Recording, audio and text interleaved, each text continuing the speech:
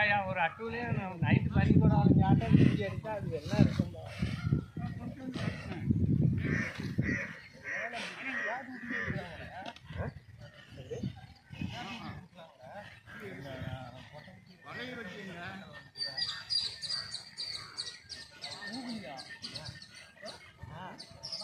அஞ்சு மணி விட ஆறு அவுக்கிறா 4 மணிக்கு மேலே இந்தாண்ட தண்ணிக்கு விடாத.